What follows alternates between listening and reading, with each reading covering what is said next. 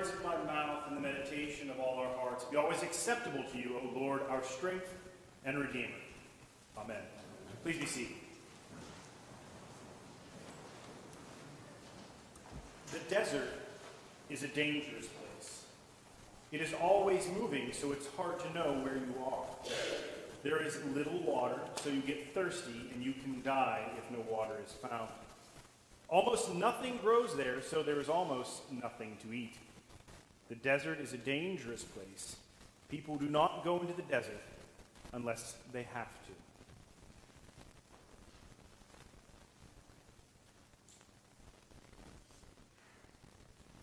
Yes, I did that for effect. So what I just read is it's from the Godly Play curriculum that is used in many church schools. Now, some version of it is used to begin every lesson that takes place in the desert. Abraham and Sarah, the Exodus, the exile, among others. Now, in case you didn't realize this, much of the Bible takes place in the desert or in desert-adjacent locations. So, the dangers that were mentioned in the Godly Play story opening are only the most basic of the dangers that people would have faced on a daily basis. The concept of what these dangers meant was very real to everyone who would have been in the intended audience of the biblical authors. They all knew what it meant to be thirsty and hungry because of where they lived. Even if they weren't navigating the desert for an extended period of time, like Moses and those escaping Egypt, the people of Israel would have known, truly known, what it meant to be thirsty. It's one of the reasons why water and thirst language is so prevalent in both the Old and New Testaments. Just to emphasize that, water is mentioned 722 times in the Bible. That is more than faith, that is more than hope, that is more than worship, and that is even more than prayer is mentioned. And to answer the question that I'm sure some of you are asking yourselves, the most used substantive word in the Bible is Lord, coming in 7,300 times.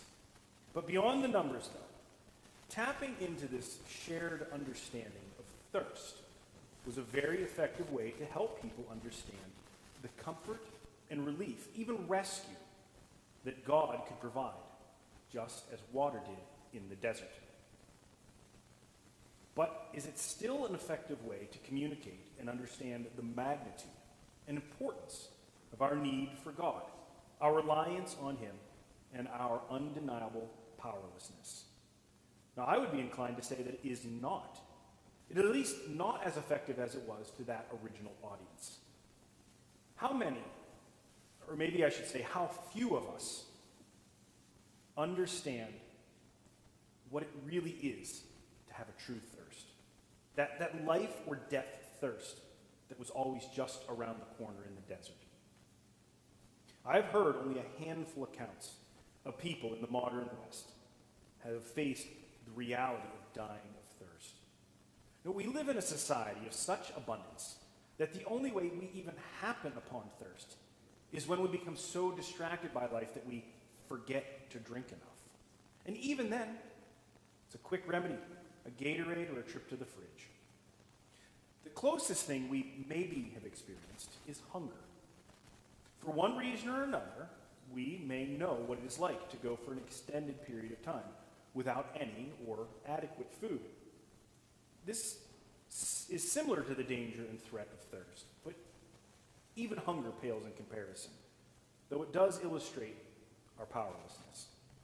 So I want to read to you a passage from an account of a woman who was stranded with her husband in 1845 for almost a year and faced the threat of starvation.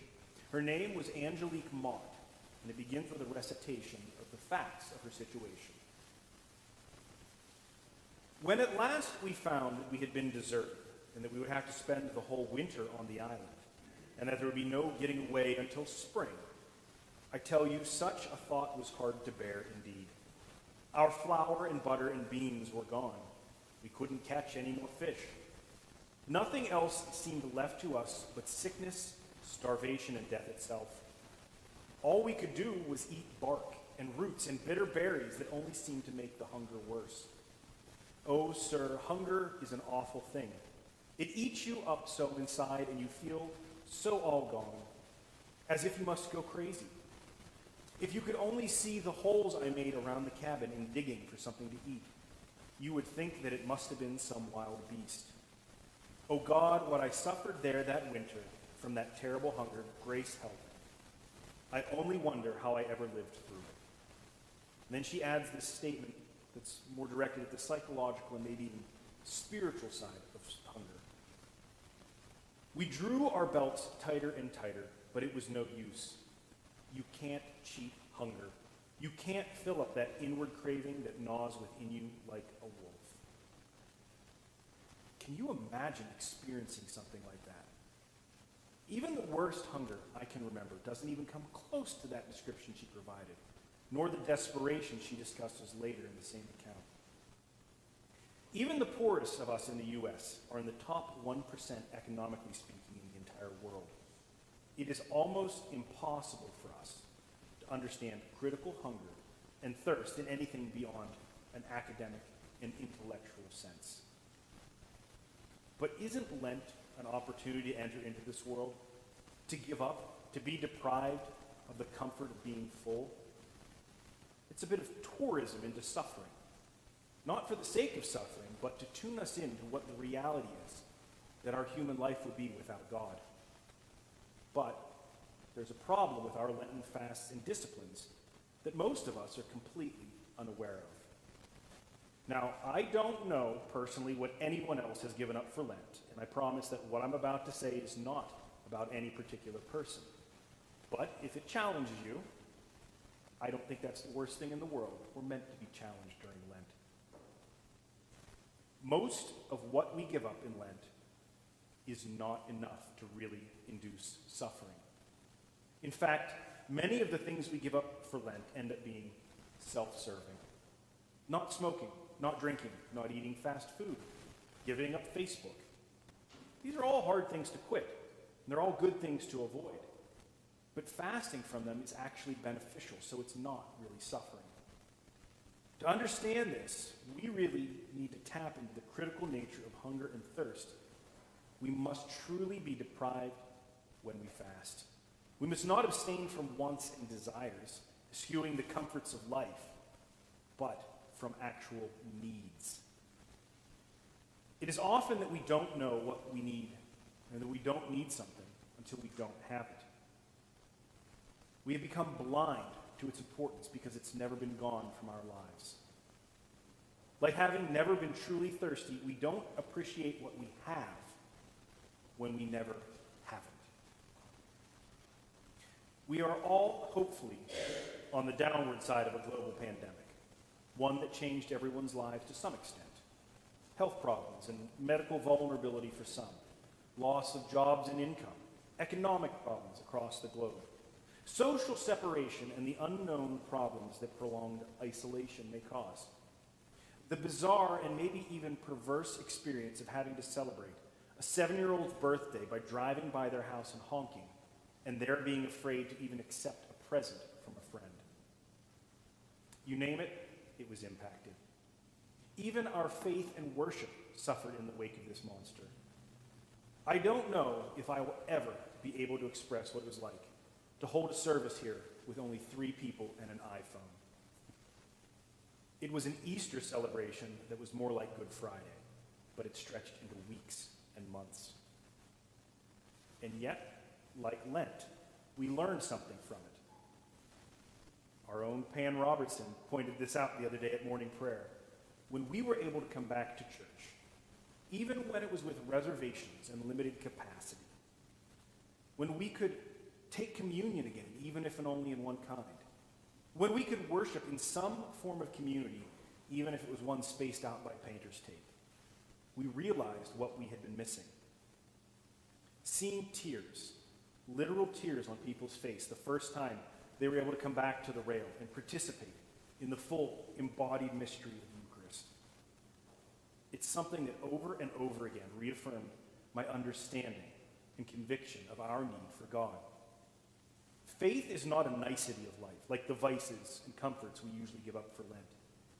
It's a necessity, on par with water in the desert. But it is a need that many in the world have become blind to. We live lives so abundant we can't appreciate what we have.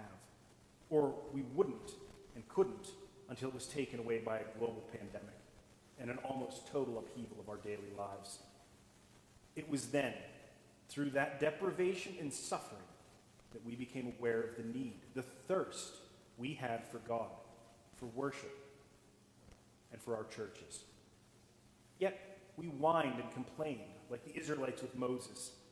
We had it so much better back in Egypt. Why'd you bring us out here to die? When will things go back to normal? I want the life I had before. Never mind that we learned about ourselves and our real needs. Like our predecessors in the desert, we needed to find that living water that only God offered. But our thirst was such that we probably would have even drank from the maw had it been offered. Everyone who drinks of this water will be thirsty again, but those who drink of the water that I will give them will never be thirsty.